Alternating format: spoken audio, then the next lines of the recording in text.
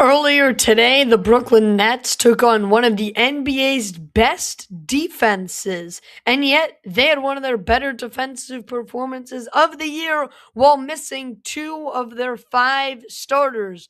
Ultimately, Brooklyn did lose by four in what ended up being one of the thrillers of the season as the Nets fell to the Cavs 106 to 102. You get my full highlights, breakdown, and analysis right here on a Sunday evening edition of the Brooklyn Boys Show. Hello, everyone, and welcome back into our channel. As always, I am your host, Josh Wolliver. Before we get going here, make sure you drop down below this video, hit like and subscribe. Those are the best way to support the hard work we do right here on the channel. Not only does it show your support for what we do, but it also pushes the content out to other fellow Nets fans, helps us grow our platform. So if you could take a couple seconds, hit like and subscribe, that would be much appreciated. Just a friendly reminder to go do that and support the show. Ladies and gentlemen, coming into this game, I thought the Brooklyn Nets would be nowhere near where they found themselves with a fourth quarter lead in 30 seconds down by one possession,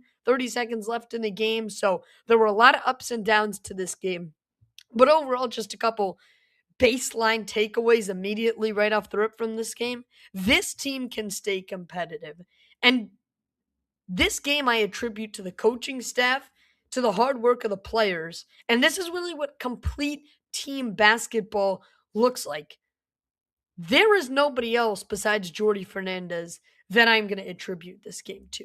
And it wasn't one player, the fact that the Nets only lost by 4 to one of the best teams in the NBA. This was the coaching staff. This is what happens when you bring a full team together, when you play 48 minutes of team basketball, when you figure out what works and you stick with it, when you don't go into the fourth quarter with a lead and try and sub in the worst lineup you can think of to ensure the tank. This game almost went to overtime, and I got to say, I am very, very proud of how this team fought earlier this evening.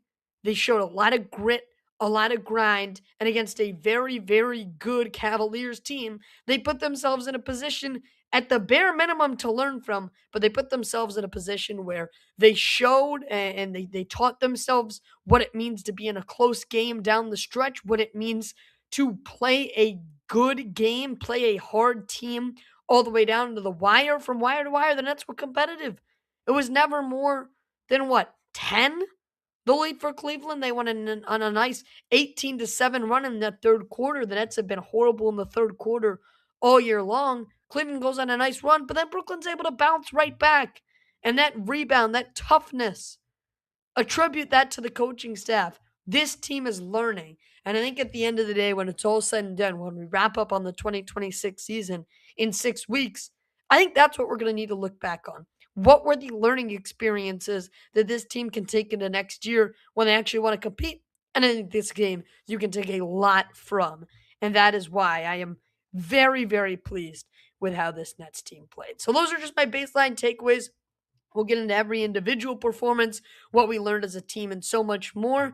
If you want to interact with us, great. That's awesome. Head over to the chat, get questions, comments, thoughts, reactions, anything related to the Nets over there. We'll react to those in just a couple of minutes once I finish giving you my full thoughts. If there's enough interaction, possibly we drop the call-in link. Just teasing it, all right?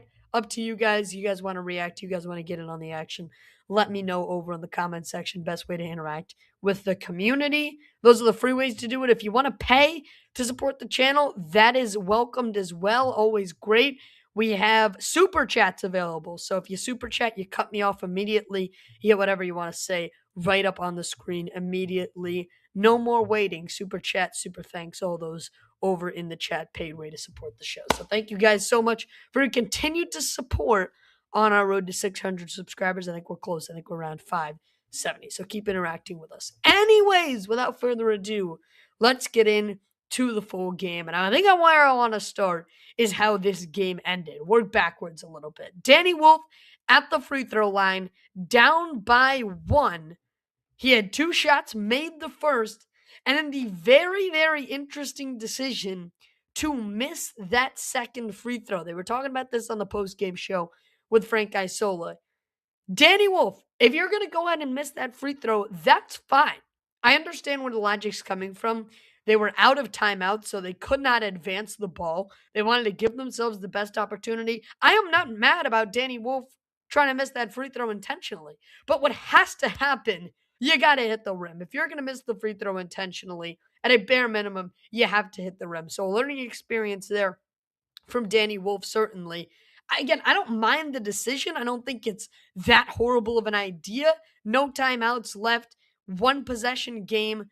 You're down by 2, so just making that one free throw wasn't going to do anything for you. I don't hate the idea, but you got to execute a little bit better than that. You got to at least give yourself a chance to try and get that rebound. And then speaking of rebounds, the Nets get gifted a second life. James Harden misses one of the free throws. And then Evan Mobley snags the rebound. Nets were only down 3 at that point. Grabbing that rebound on the other end would have given them a shot to hit a game-tying 3 and send the game to overtime. Instead, Evan Mobley, Nets do a terrible job of boxing out. Day'Ron Sharpe comes into the game to try and box out. Nets do a horrible job of boxing out.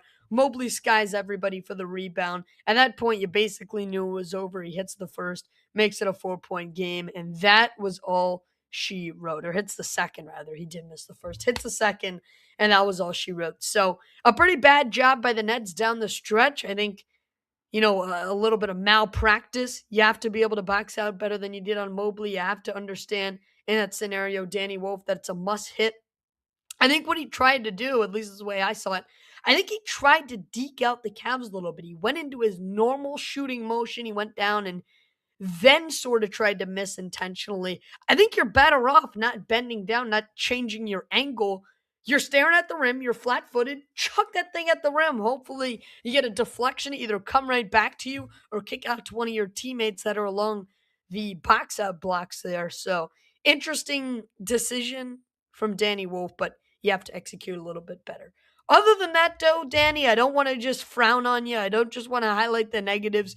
Where credit is due, we will be giving credit. Danny Wolf, one of his better games at the NBA level, finishes with a career high in points.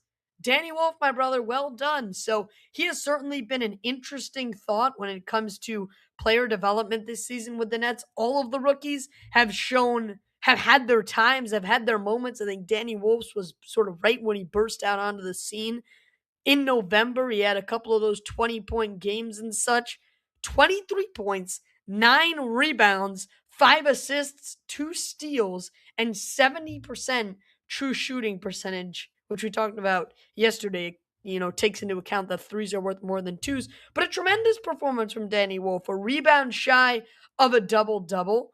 23 points. I mean, what more could you ask from the guy? And a dominant performance while Nick Claxton was listed as doubtful before the game, ended up out and unavailable in street clothes. So Danny Wolf steps up as the 7-footer that he is, takes initiative, and he was money all night long. Let's pull up the stats and look at it as we'll, run down, hit the most important guys.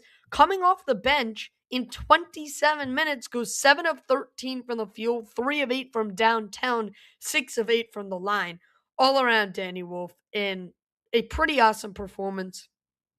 And as a team, he made such a positive impact as a team player today. So Danny Wolf, congratulations, man. We're not just going to frown on you for ending up, with that missed free throw. He played very, very well today, and we got to give him props. Danny Wolf, a great, great job. One of his better performances at the NBA level today. Another guy who stepped up when a man around him was out was Nolan Traore. His backcourt buddy, Yegor Gioman, was out with plantar fascia injury management, a.k.a. tanking management, a.k.a. we don't really want to win this game, so we're just going to rule you out. Wasn't a back-to-back. They just decided it was a nice night for Yegor to hit the bench a little bit. And look, I don't blame him at this point. So Yegor's out. Nolan Traore, what a job stepping up. We're also going to give you a couple claps. 30 minutes, 17 points, 7 of 15 from the field. A beautiful job all around, manning the backcourt, bringing the ball up the floor. Traore's been an initiator, keeps that streak alive of multiple assists in a game, only finishes with 2, but hey, anything to keep the streak alive, am I right? And he was pretty great. He was, besides MPJ, the best starter out there today for Brooklyn. And we'll get to MPJ, but Nolan Traore, pretty awesome night, especially without his usual backcourt buddy. That's a tough thing to do, adjusting with a completely new lineup around you. And obviously, didn't have his starting center in there either with Nick Claxton out. How about we talk about Michael Porter Jr. real quick while we're on the topic? How about a 26-point night, 5 of 8 from downtown, coming off a game versus San Antonio where he was chucking absolutely everything. I think he finished 9 of 23 or something like that from the field. The efficiencies were tanked. Tonight he comes back out and he looks beautiful. The rebounds were a little less. I think he had 13 first half rebounds versus San Antonio Thursday night. Only finished with 5 tonight. But Michael Porter Jr., an awesome night shooting, kept the Nets in this one from downtown, was a big portion. Like, you take away 5 of 8 from downtown from Michael Porter Jr., the Nets were atrocious from three-point range because they only shot 34% with him there. So he was basically keeping the Nets in it from downtown. Beautiful job from Michael Porter Jr. Again, we want to continue to highlight the positives of this season. Michael Porter Jr. has certainly been one of them. Nets are looking good right now, I got to say. For not getting rid of this guy at the deadline, let me know, chat. Nets are looking pretty good as of right now. And I think that they have made the right decision for what we have seen, combining both now and pre-deadline, what Michael Porter Jr. has done. Hey, Jonathan's the first one to get his chat in. How you doing, Jonathan? If you want to get in on the action, be sure you do so as well. Chat is open. Hit like and subscribe as well if you're tuned in with us. 17 of you guys in the chat. If you're on Twitter, you can head over to YouTube as well. Get your stuff in there. So appreciate you all tuning in. MPJ from 3. That was his big storyline. And one more storyline before we get to a couple more of the positives. One more storyline with the rest of the starters. How about Noah Clowney and Terrence Mann simply not showing up tonight? So this was another big reason why Noah Clowney has been a guy all season long. He's either on or he's off.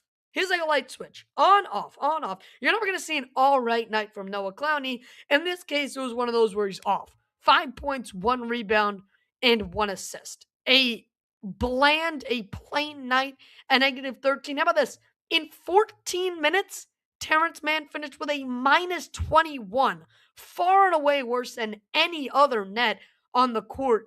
Neither of those guys decided to show up. They were both big-time problems in the lineup tonight for Brooklyn, and both big reasons why. If you want to beat a good team like Cleveland, I mentioned this was a team effort at the top of the show. You want to beat a good team like Cleveland? How you do it? You need every single person that's going to play 20-plus minutes, Noah Clowney, to be contributors.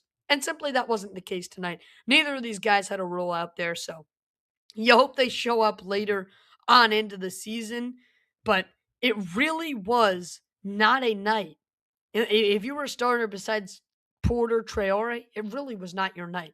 Man, Clowney, Sharp was all right filling in for Claxton. The 8 rebounds was really the highlight of his night, but other than that, also did not get cooking. So Noah Clowney continues to show his concern on, certain nights. He'll drop 20, but then he'll turn around and give you nothing.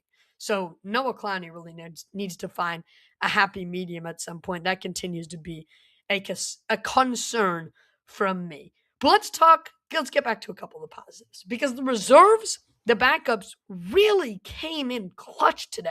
They kept the Nets in it in that first half. And I want to highlight a specific group that really led the Nets on a run.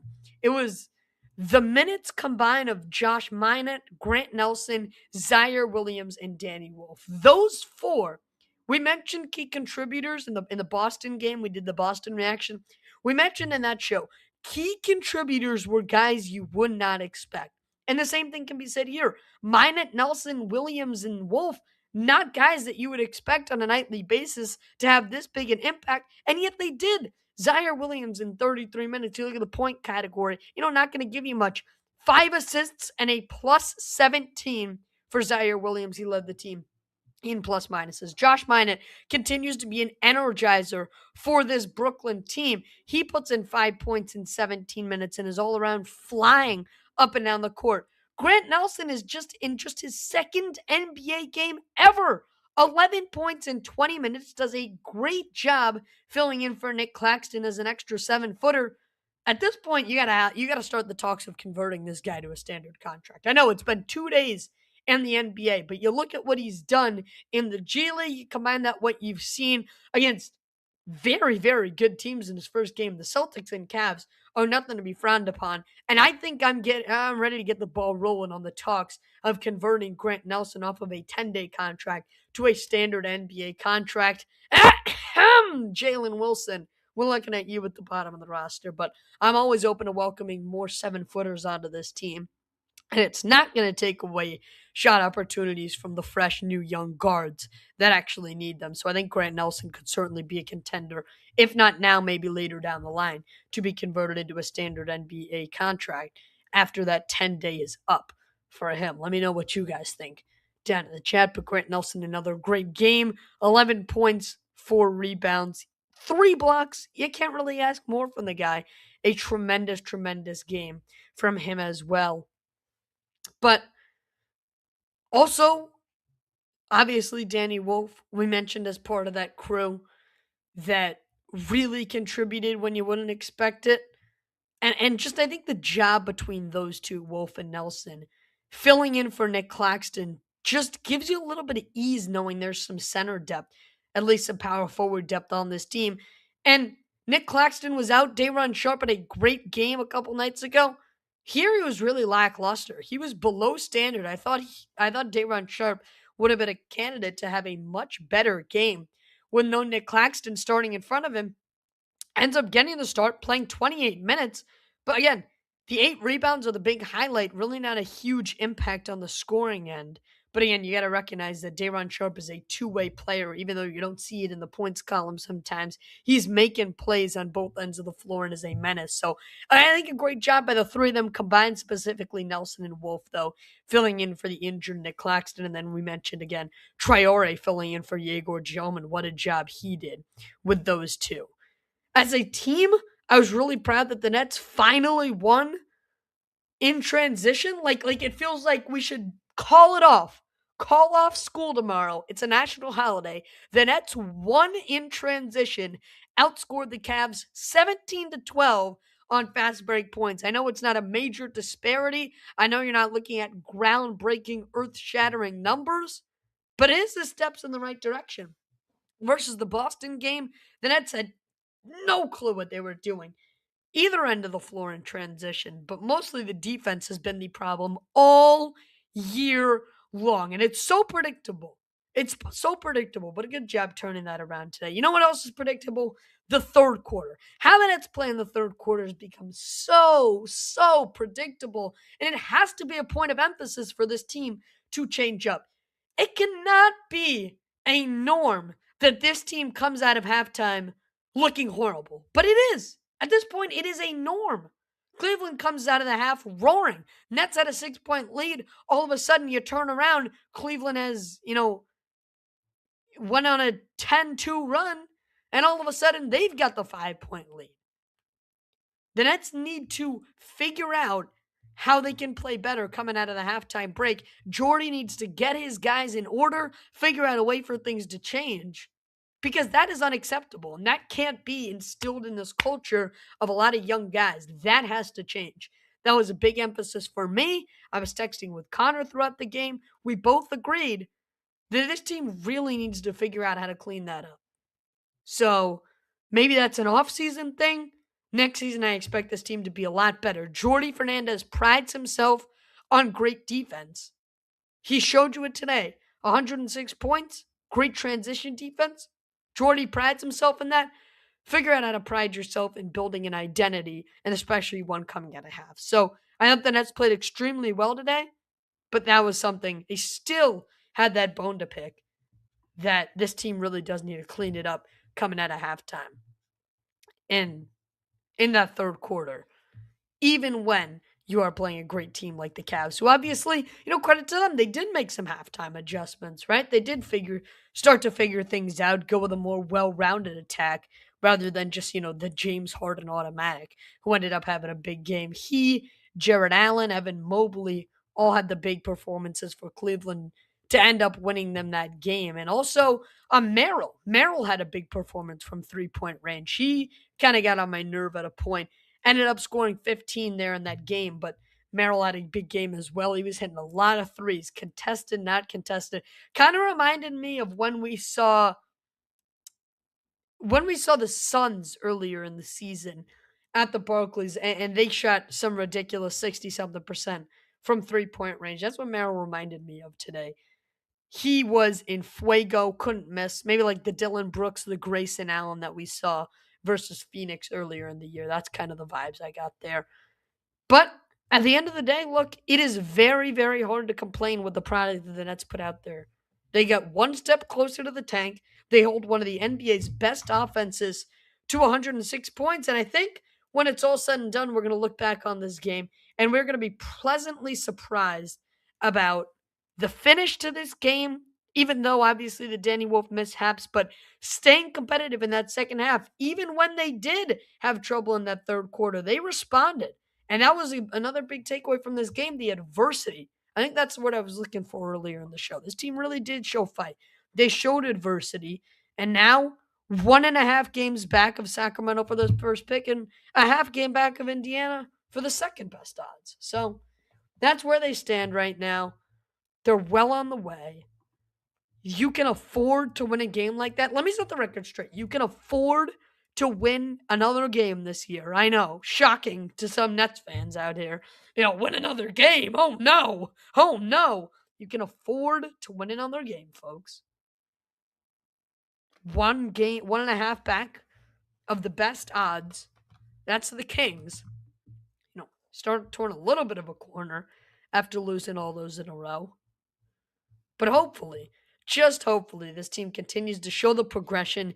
Even when you don't look up and see there's a W in the win column, the progression should continue to shine through. And I think that is a big part of what we saw today. All right, that's what I got for you. Now let's get into what all you guys have to say. Obviously, the best part of this show is reacting with the community. That's one of the big reasons we do it. So let's react to all of your questions, comments, thoughts. It's not too late at all. We'll start those up in a second. Get questions, comments, thoughts over in the chat, reactions as well. If you haven't done so yet, a little break in between segments is a good opportunity to hit like and subscribe with notifications on as well. Best way to support the channel, pumps our content out to fellow Nets fans. When YouTube hears that you like it, that you think we're doing a great job, it recommends it to other Nets fans, and that is the best way we can support this community. Paid way to do so, new to the show, Super Chats, baby. Those pop up immediately. Those cut the line with everything involved. Well, we only got one in the chat today, so it's going to be a run at Jonathan. Here we go. Grant Nelson is undrafted in 23, but he played with consistent energy off the bench. Athletic guy, good combo with Wolf. Agreed. No notes. Completely agreed, Jonathan. Great game from Grant Nelson. Showed a lot of flashes.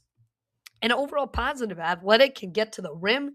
You saw a couple dunks. In fact, his first NBA bucket was a two-hand jam over two Boston defenders leaping in the air. So all positive things to say so far.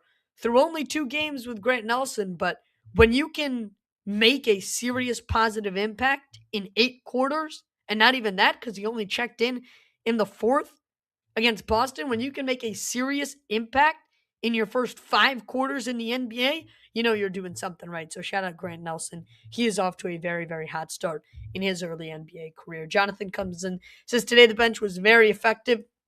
Wolf, Nelson, Minot, and Zaire. That's literally the exact 4 I said. Those are the exact 4 I said, Jonathan. Great minds think alike, I suppose. All played well, used their, good defense as well. Is that a potential bench unit for the future? And I hope so.